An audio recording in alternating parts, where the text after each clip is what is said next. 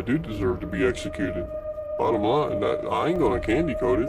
I deserve to be executed. Inside one of Indiana's toughest prisons, where even the inmates say they deserve to die. But what led them here? When I came at you, I wasn't just gonna stick you an inch. I was gonna run something all the way through you.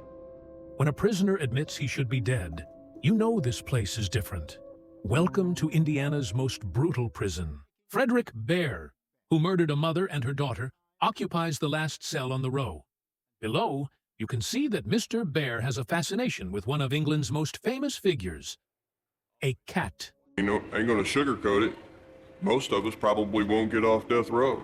We'll be executed, or we'll die from our appeals running out of, whatever health reasons or whatever. I hope, maybe one day I might get off.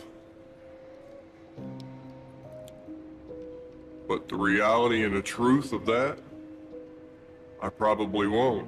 16 levels to death row appeals, from the start all the way to the finish. And that's not including clemency, asking the governor for, please, grace. Where time is the only thing left to lose. This inmate has been fighting for 7 years, but even he admits the end is near. When your time runs out, you're handcuffed and you're strapped down. They stick a needle in your arm and they kill you. It might sound cold, but that's the reality. Do people resist? I mean, there's not very much to resist with handcuffs all around and being tied up to the gurney. The only time I've ever had any resistance was one offender was passive. He didn't actually participate in movement. He didn't participate in getting on the bed. So we had to actually carry him from the holding cell and onto the execution bed. Are there any words exchanged? What do you say? Well, we do everything we can to make sure that the offender's comfortable. We do talk to him. We make sure that he understands where we're at in the process.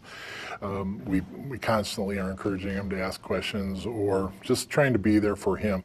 Once he's placed on the gurney, he's allowed to give a final statement. An actual death warrant is read to him so that he understands, again, why he's in this position. And at that point, then, we start the execution process.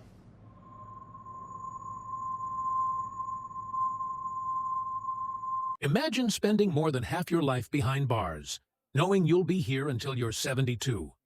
For this inmate, the worst part isn't the time. It's the people he's lost along the way. And one loss haunts him every single day. Well, this has been home for the last 24 years, so really, I've been here over half my life, so I'll be 45 in August. Been here since I was 20. And how long do you expect to be here?